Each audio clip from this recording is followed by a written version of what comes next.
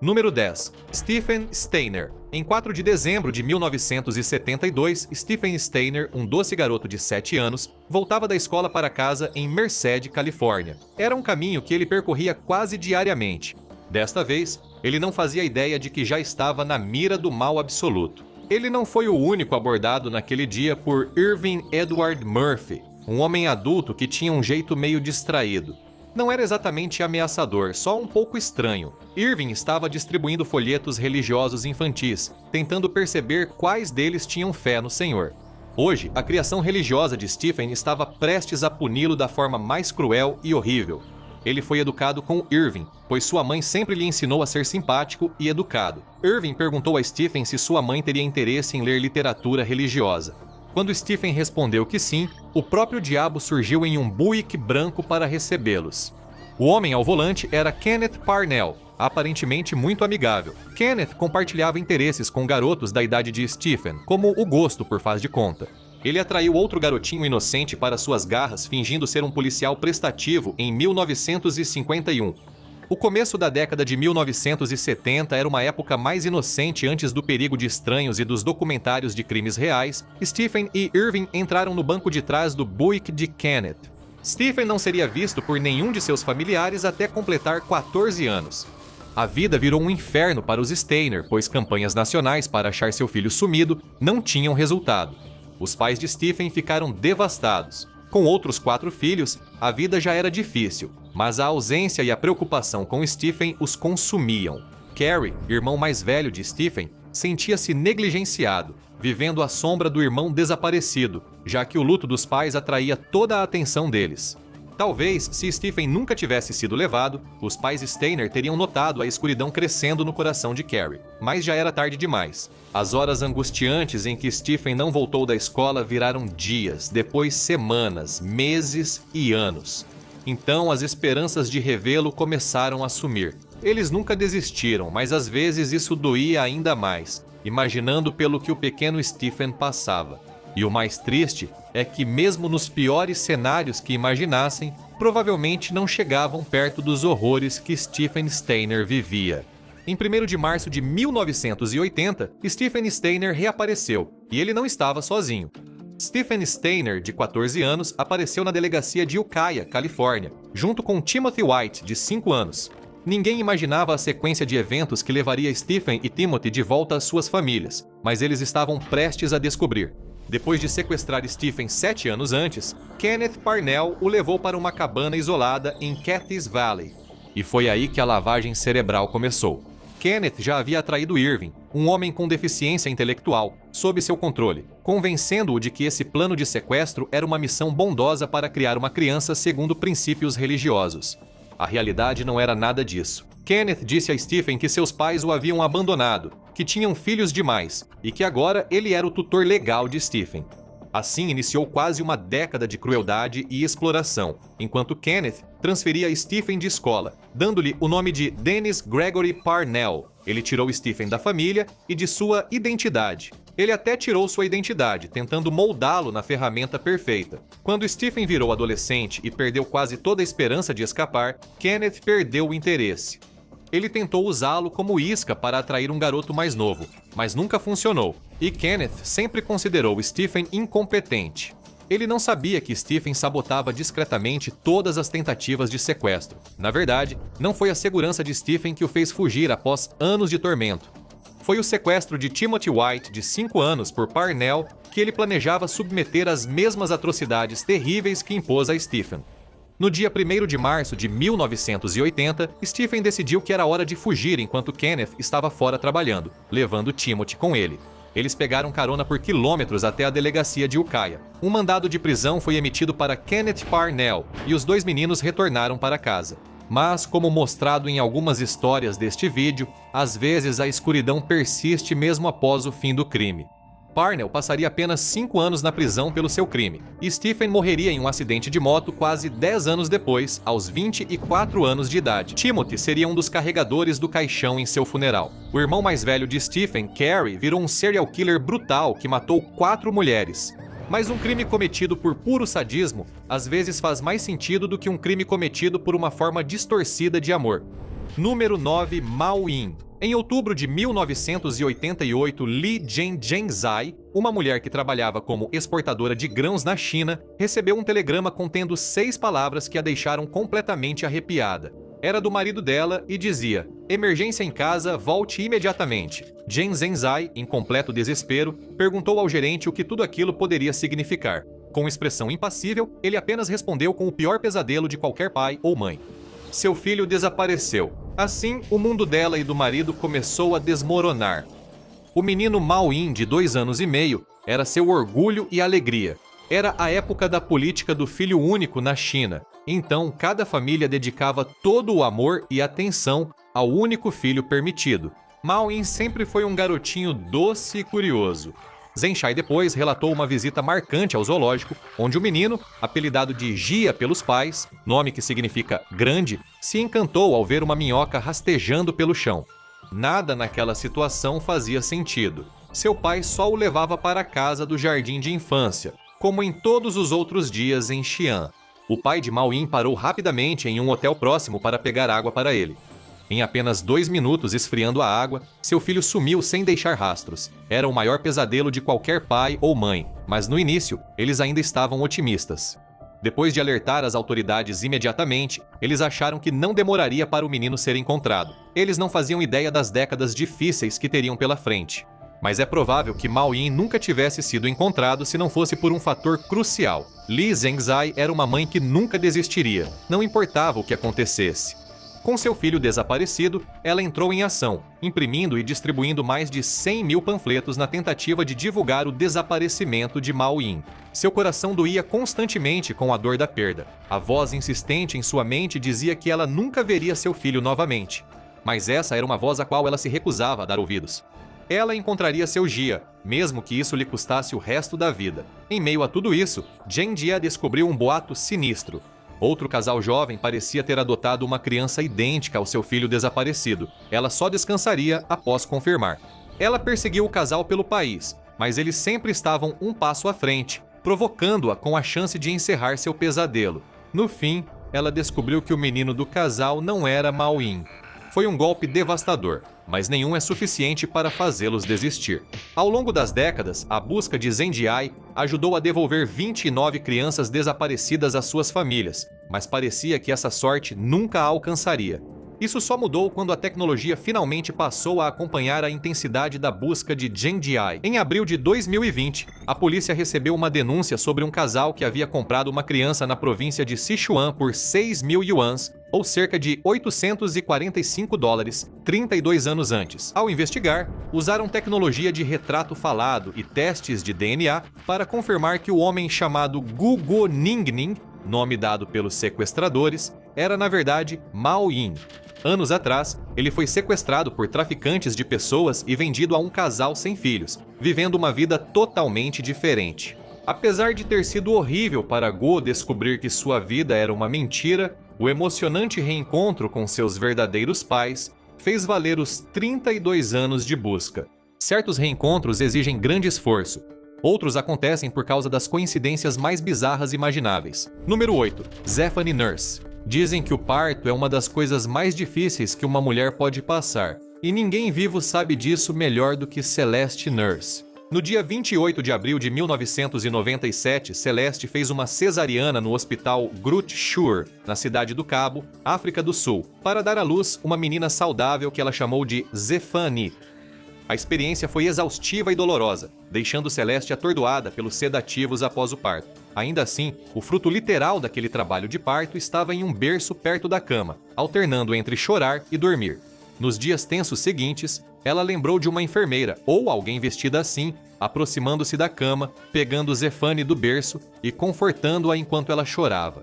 Os analgésicos fizeram efeito e ela desmaiou. Ao acordar, Celeste viu uma enfermeira de verdade ao lado da cama, perguntando em pânico onde estava o bebê. O berço estava vazio. Zephany sumira. A polícia foi acionada e começou imediatamente uma busca no hospital. Eles não acharam Zephany, mas encontraram pistas assustadoras mostrando o quão meticuloso foi o plano do sequestrador. A polícia acredita que o sequestrador usou um travesseiro descartado para simular uma barriga de grávida e entrar no hospital.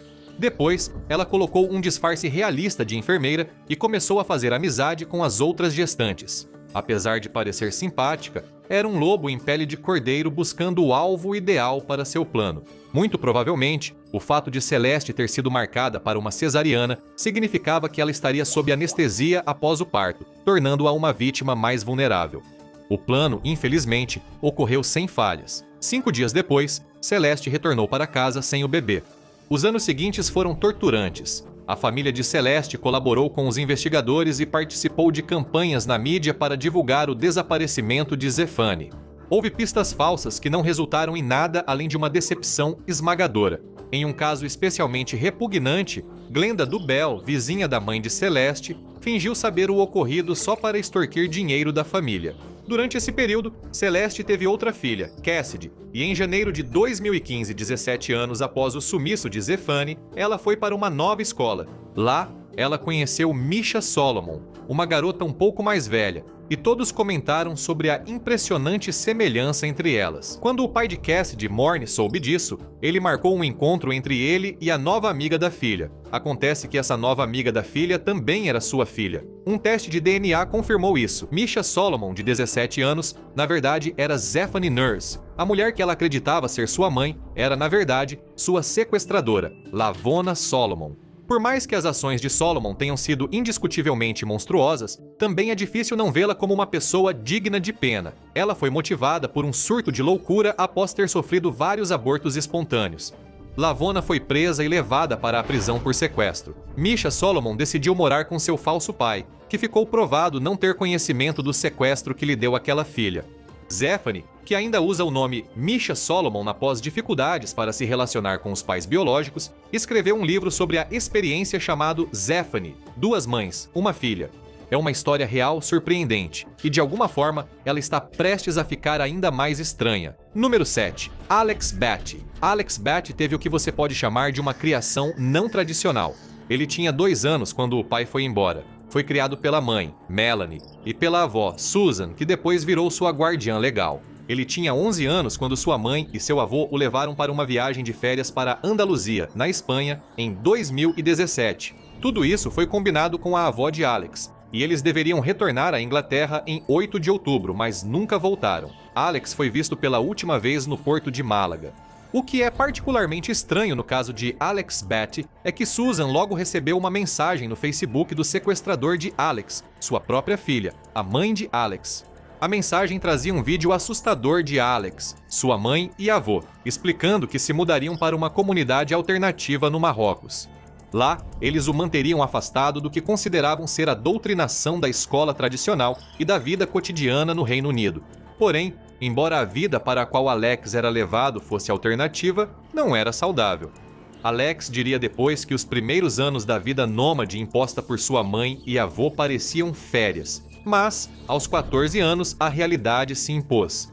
Ele dava uma ajuda de vez em quando com pintura e reformas de propriedades em troca de hospedagem, até que acabou saindo para buscar uma educação formal e estabilidade no futuro.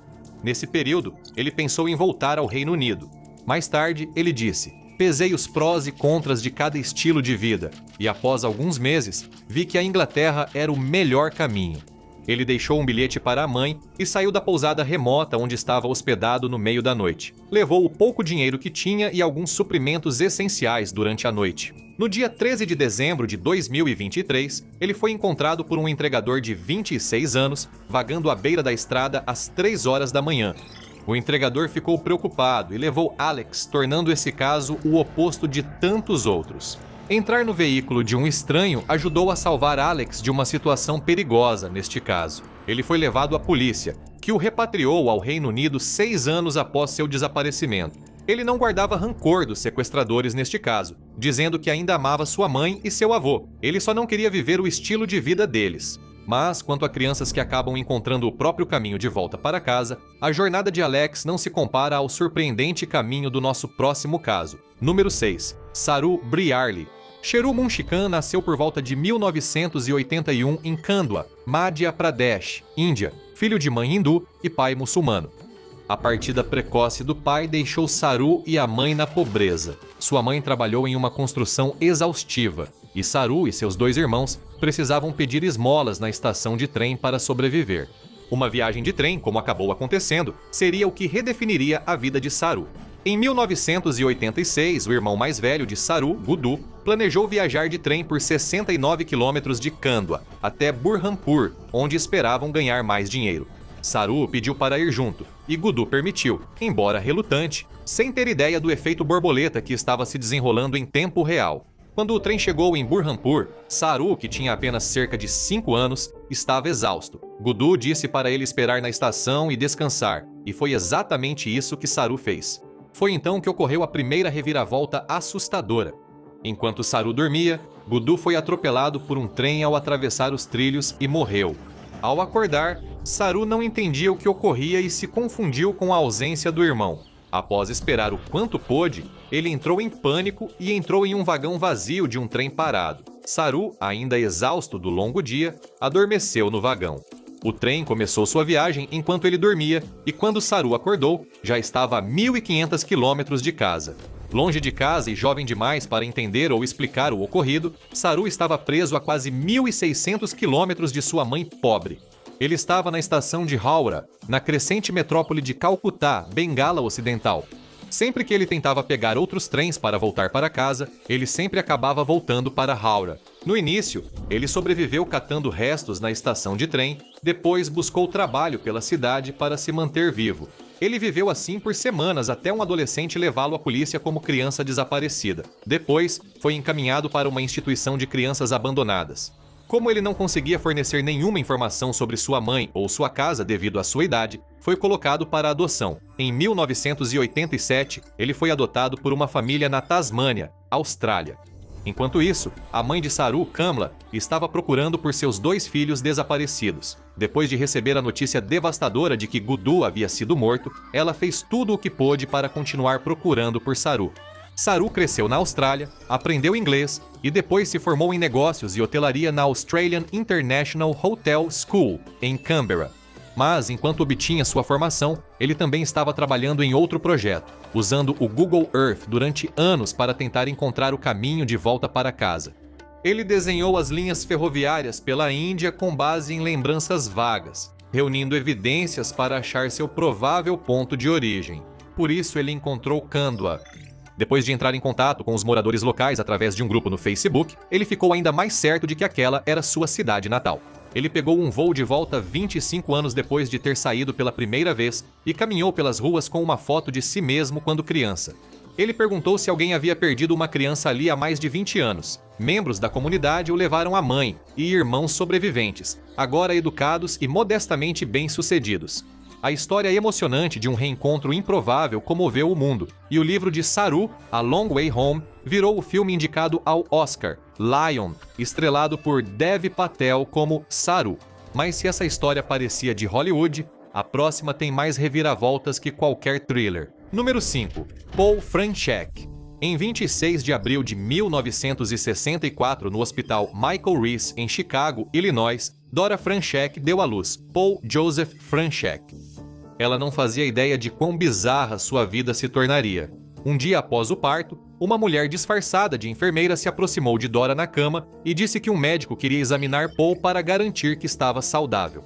Como Dora não tinha motivo para acreditar que estavam mentindo para ela, ela entregou o pequeno Paul, e ele se foi. A suposta enfermeira saiu do prédio com Paul e nunca mais foi vista. Isso desencadeou a maior caçada da história de Chicago até então, com uma mobilização em massa de 175 mil funcionários dos Correios, 200 policiais e o FBI. A resposta foi muito rápida, com 600 casas revistadas até a meia-noite daquele dia. Infelizmente, não foi o bastante, e Paul escapou de todos. Tudo isso já era um verdadeiro pesadelo, mas depois, tudo ficaria ainda mais estranho para todos os envolvidos. Em 2 de julho de 1965, um bebê abandonado foi encontrado em um carrinho de bebê no meio de um shopping center em Newark, Nova Jersey. O bebê foi encaminhado para acolhimento familiar, onde os pais de acolhimento lhe deram o nome de Scott McKinley. O FBI tinha outras suspeitas sobre sua identidade. Será que o sequestrador se arrependeu ou percebeu que não tinha preparo nem recursos para cuidar de uma criança? Ninguém sabia, mas Dora ficou tão feliz ao rever o filho que nem ligou para isso.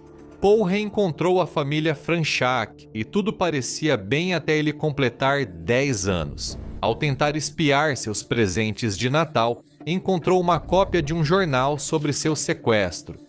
Naturalmente, ele se perturbou ao ver aquilo, pois o evento ocorreu quando era jovem demais para lembrar. Ele perguntou a Dora sobre isso e ela ficou angustiada com a descoberta. Ela o repreendeu e afirmou: "Sim, você foi sequestrado. Nós te encontramos e te amamos. Isso basta." Mas essa resposta só aumentou a preocupação de Paul. Desde então, ele sempre suspeitou que os Franchaks não eram seus verdadeiros pais, mas ficou em silêncio por quase 40 anos. Em 2012, após carregar esse peso a vida toda, ele fez um teste de DNA e pediu amostras aos pais. Eles concordaram no início, mas após enviar as amostras, pediram que ele não continuasse. A ideia do que ele poderia descobrir era simplesmente terrível demais. Não foi uma decisão fácil, mas Paulo decidiu enviar o kit de teste de DNA apenas para descobrir que ele não era Paulo, afinal. O DNA confirmou que ele era, na verdade, Jack Rosenthal, uma criança desaparecida deixada no shopping há décadas por seus pais biológicos cruéis e desequilibrados. Paulo Franchak nunca voltou para casa, mas, em outra reviravolta do destino, o verdadeiro Paulo Franchak estava vivo. Um teste de DNA em 2019 confirmou que Paulo, sem ter ideia das origens sinistras de sua nova vida, na verdade vivia como um homem chamado Kevin Ray Batty, em Michigan.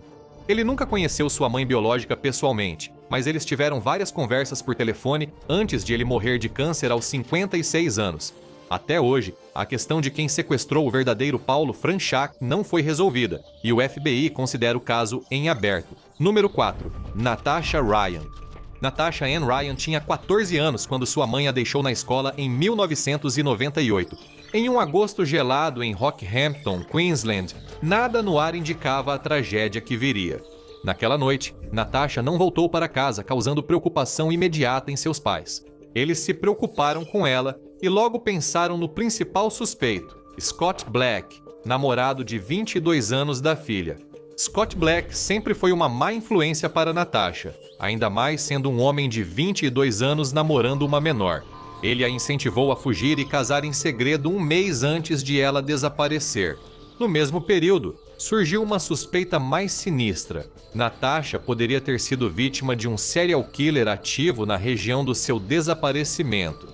Esse foi o rastro de crimes de Leonard Fraser, que atacou e matou de 4 a 7 mulheres durante seus vários anos de atuação, antes de ser capturado em 1999, um ano após o desaparecimento de Natasha. No mesmo ano, o namorado de Natasha, Scott Black, também teve que ir ao Tribunal de Magistrados de Rockhampton devido à tentativa de fuga dela. Ele foi condenado por obstrução ao afirmar que não sabia onde estava sua namorada menor de idade. Alguns, otimistas, pensaram que Scott poderia ser de novo responsável pelo sumiço de Natasha, como se o raio tivesse caído 2 vezes. Sem conseguir encontrar Natasha, seus pais admitiram de coração partido que ela poderia ser mais uma vítima de Leonard Fraser. Fraser confessou o assassinato, encerrando o caso. A família realizou uma cerimônia em memória da filha. Então, em 2003, durante o julgamento de Leonard Fraser, a polícia recebeu uma denúncia anônima de que Natasha estava viva e bem em uma casa em North Rockhampton. O pai de Natasha quase desmaiou quando ouviu o anúncio. A casa, que estava sendo alugada, claro, por Scott Black, foi invadida. A polícia encontrou Natasha escondida em um armário do quarto. Era isso que ela fazia sempre que visitantes apareciam, só se movendo livremente pela casa quando estavam apenas ela e Scott, e só saía à noite. Em vez de ter sido sequestrada, Natasha recontou todo o evento como se tivesse fugido com Scott por vontade própria. Claramente havia algum tipo de aliciamento envolvido aqui, considerando a diferença de idade entre os dois. O caso virou uma sensação na mídia. Depois, ficou ainda mais confuso. Natasha depôs voluntariamente no julgamento do acusado de assassiná-la, confirmando que nunca o tinha visto. Natasha e Scott foram acusados pelo esquema, e Natasha multada por provocar investigações baseadas em informações falsas. Scott foi preso por perjúrio enquanto arcava com altos custos de investigação. Fraser morreu na prisão em 2007. Em 2008, Natasha e Scott se casaram e continuaram vivendo dos ganhos obtidos com todo o fiasco. Foi noticiado que ela vendeu os direitos exclusivos das fotos do casamento a uma revista por $200 mil. Como outras histórias deste vídeo, a de Natasha não teve final feliz. Ela foi achada morta no Rockhampton Golf Club em 2024 aos 40 anos. As autoridades descartaram crime, mas mortes precoces geralmente parecem um tema estranho ligado a incidentes de desaparecimento infantil. Nossa jornada por incidentes aterrorizantes nos levou ao redor do mundo. Mas o que ocorre quando uma história de terror começa com a promessa de visitar o lugar mais feliz da Terra? Número 3. Susan Gervais. Os anos 1960 eram uma época surpreendentemente inocente, um tempo antes da paranoia constante do noticiário 24 horas por dia e das redes sociais espalharem medo em nossos corações. Em 1969, Susan Priest, de 4 anos, de Pontefract, Inglaterra, estava de férias em um trailer com sua mãe solteira e seu irmão. Outra família escocesa, no mesmo acampamento, fez à mãe de Susan uma oferta incrível. Eles ficariam felizes em levar Susan em uma viagem gratuita, única na vida, para a Flórida, para que ela pudesse visitar a Disney World. Ela só precisava entregar a certidão de nascimento da Susan para incluí-la no passaporte deles para a viagem. Ignorando todos os sinais de alerta ao entregar sua filha de 4 anos para alguns desconhecidos em uma viagem internacional, ela concordou e entregou os documentos. A promessa feita a ela era falsa. Susan nunca foi para a Disney World, mas sim para o Canadá e Nova Zelândia, antes de se estabelecer na Austrália com seus novos pais. Ela sempre achou que era adotada, mas aos 16 anos, ao precisar da assinatura da mãe biológica para o passaporte da Nova Zelândia, descobriu que não existiam papéis de adoção. Seus pais falsos disseram que ela foi entregue voluntariamente, mas ela não sabia como voltar para a mãe biológica. Ela agora se chamava Susan Gervais e não lembrava seu sobrenome original. A mãe falsa de Susan morreu de esclerose múltipla quando ela tinha 10 anos, sendo criada com muito carinho pela comunidade itinerante. Ao completar 21 anos, Susan, os 2 sequestradores já tinham morrido, enquanto sua família biológica ainda a buscava na Inglaterra. Ela resolveu retomar esse contato após tantos anos. Com o incentivo do marido e dos filhos, Susan conseguiu encontrar sua família através de um grupo do Facebook de moradores de Pontefract, 53 anos depois de seu desaparecimento. Ela se reconectou com os irmãos e marcou um encontro. Infelizmente, sua mãe biológica faleceu 8 anos antes, sem jamais saber o destino da filha, pois um casal a enganou e tirou sua filha para sempre. Nós discutimos tantos casos assustadores neste vídeo, mas nenhum até agora se compara ao que acontece quando um sequestro também envolve um assassinato. Número 2. Heather Robinson. Em um vídeo sobre criminosos monstruosos, poucos são tão diabólicos quanto John Edward Robinson, que se intitulava na internet Senhor de Escravos. Na sua onda de crimes que matou 8 mulheres, Robinson ficou conhecido como o primeiro serial killer da internet. Ele foi um dos primeiros a usar a internet para aplicar golpes e atrair inocentes para suas garras. Em 1985, ele se aproximou da jovem mãe de 19 anos, Lisa Stasi, no Hope House Women's Shelter, usando o nome falso de John Osborne. Ele prometeu fornecer moradia e ajuda financeira para a jovem Lisa, de 19 anos, e sua filha Tiffany, de 4 meses, em troca de ela assinar papéis em branco. Na verdade, isso era apenas um esquema para falsificar documentos de entrega para adoção, roubar e vender o bebê antes de assassinar brutalmente Lisa. No dia seguinte ao sumiço de Lisa Stasi, Robinson procurou seu irmão Don e sua esposa com uma proposta incrível. O casal tinha dificuldades para adotar, mas ele tinha acabado de encontrar o bebê de uma mulher que, bem, já não estava mais entre nós. Os Robinson logo adotaram Tiffany Stasi, renomeando-a como Heather Robinson. Seriam eternamente gratos ao tio John da Heather por lhes dar um bebê milagroso. Claro, ele não fez isso por bondade. Ele fez o próprio irmão pagar $5.500 em honorários advocatícios em troca da menina. A maldade dele atingia até familiares. Heather só descobriu a terrível verdade aos 15 anos, quando seu tio John foi preso por seus crimes. O tio dela matou sua mãe biológica e a entregou aos novos pais. Robinson está no corredor da morte até hoje, enquanto Heather faz o que pode para continuar vivendo algo próximo de uma vida normal. E a criança que demorou mais para voltar para casa na história? Número 1. Luiz Albino. Quando se trata de crianças desaparecidas que retornam após o sumiço, nenhum caso é mais estranho e improvável do que o de Luiz Albino, de 6 anos. Em 1951, Louise e seu irmão mais velho, Roger, brincavam em um parque em Oakland, Califórnia, quando uma mulher estranha se aproximou. Ela parecia amigável, principalmente para o ingênuo Louise, mas havia algo estranho nela. Disse a Louise que, se a seguisse, ganharia doces de graça como recompensa.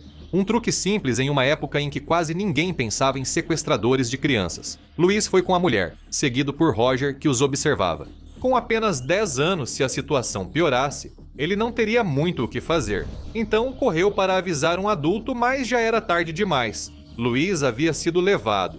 Naturalmente, a família de Louise foi direto à polícia de Oakland. Como a mãe de Louise, Antônia, era porto-riquenha e só falava espanhol, Roger foi o principal ponto de contato. Os investigadores levaram as palavras do jovem Roger muito a sério. Eles iniciaram uma grande caçada conjunta baseada estritamente no testemunho dele de que uma mulher desconhecida usando uma bandana havia levado Louise embora. Com horas cruciais passando, a guarda costeira vasculhou as águas ao redor de Jack London Square e da Baía de São Francisco, mas não encontrou nada. Enquanto isso, a verdadeira chance de trazer Louise de volta escapava por entre os dedos deles. Sem pistas e mesmo com as frequentes visitas de Antônia à delegacia de Oakland, nenhum progresso foi alcançado. A família fez uma nova tentativa de obter respostas em 1966, 15 anos depois. Nessa época, Louise teria 21 anos se ainda estivesse vivo. Como os albinos esperavam, ele talvez tivesse registro nos exames militares, pois o recrutamento para a Guerra do Vietnã seguia forte. Sem sucesso, mas ainda mantém esperança. Eles fizeram várias viagens de volta a Porto Rico para procurar por Louise, caso ele tivesse sido levado para lá. Ainda assim, nenhum sinal. Os anos passaram e viraram décadas. Antônia faleceu em 2005 sem saber o que ocorreu com seu filho. Roger, mesmo sem poder mudar a situação, provavelmente sentiu culpa por não ter conseguido salvar o irmão todo esse tempo.